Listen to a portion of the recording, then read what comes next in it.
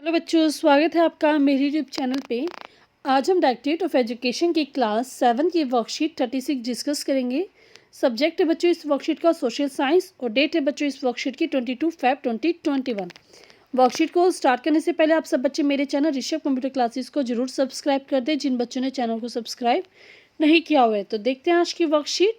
आज की वर्कशीट में हम पढ़ेंगे, हमारे चैप्टर का नाम है डिवोशनल पाथ टू डिवाइन। यह हम चैप्टर लास्ट वर्कशीट से डिस्कस करें तो इसी को आज हम कंटिन्यू कर रहे हैं।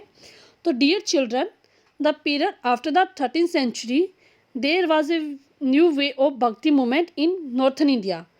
तो जो 13वीं सदी थी उसके बाद क्या हुआ था कि भक्ति नॉर्थ इंडिया में एक नई भक्ति आंदोलन का उदय हो गया था।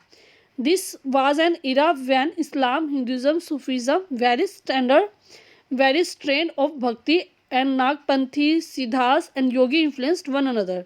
तो ये सभी जो थे धर्म, इन दो सभी ने आपस में जो भक्ति थी इनकी आपस में एक दूसरे को प्रभावित किया था।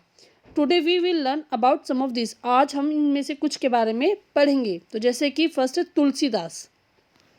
तो ये तुलसीदास की पिक्चर है बच्चों यहाँ पे। Tulsidas conceived of God in form of Rama.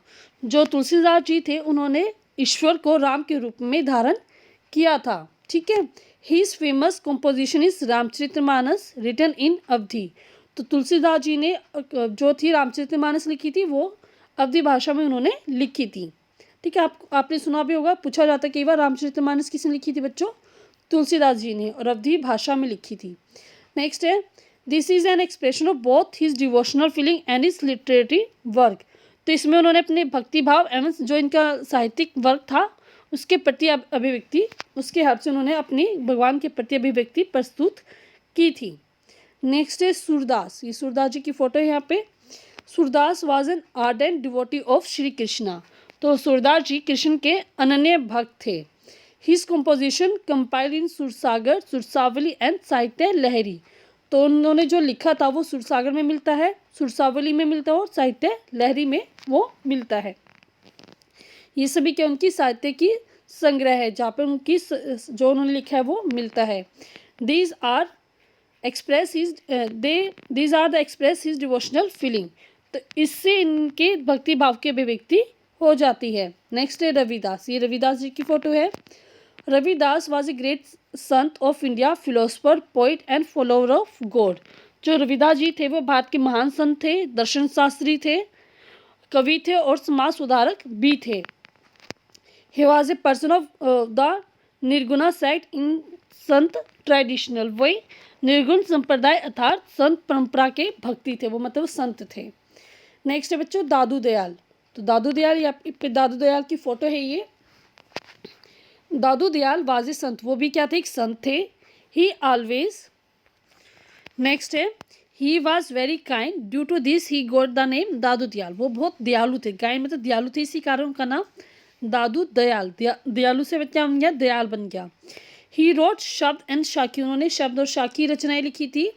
His creation is romantic. जो उनकी रचनाएं थी वो प्रेम से भरी हुई थी, मतलब प्रेम भाव पूर्ण थी, रोमांटिक थी।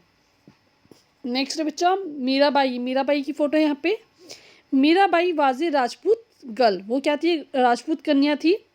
She was married to the royal family of Mewar. तो उनकी शादी मेवाड़ के राजघराने में हुई थी।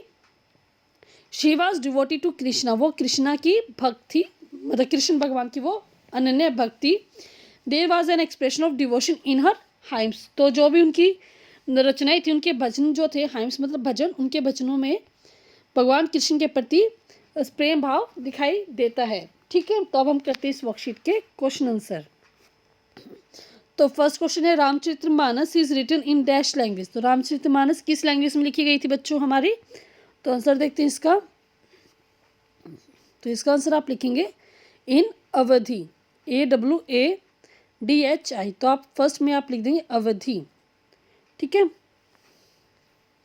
तो यहाँ पे लिखेंगे AWADHI। नेक्स्ट है, Mirabai was devotee to dash. तो मीराबाई किसकी भक्ति बच्चों? कृष्णा की। यहाँ पे लिखेंगे कृष्णा। ठीक है। नेक्स्ट क्वेश्चन नंबर में आप लिखेंगे सेकंड में कृष्णा। शब्द एंड शाकी रिटर्न बाय, शब्द और शाकी किसने लिखी थी बच्चों? यहाँ पे हमने देखा था दादू दयाल ने। तो थर्ड में आप लिखेंगे दादू दयाल, यहाँ पे आप लिखेंगे दादू दयाल।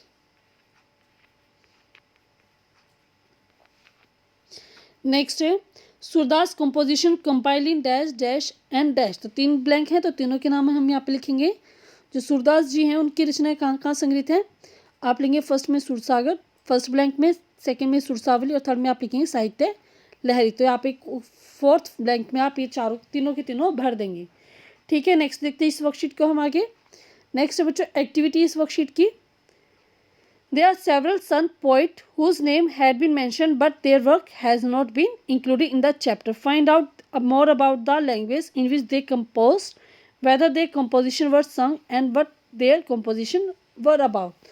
तो इसमें आपको बताया गया है कि कुछ संत ऐसे हैं जिनके चैप्टर में नाम तो लिए गए हैं लेकिन उनके बारे में कुछ बताया नहीं गया है और आपको बताने कि किस भाषा में उन्होंने लिखा और क्या क्या उन्होंने लिखा है। तो इस एक्टिविटी में आपको वो लिखना है। तो देखते हैं बच्चों इस एक्टिविटी का आंसर हम।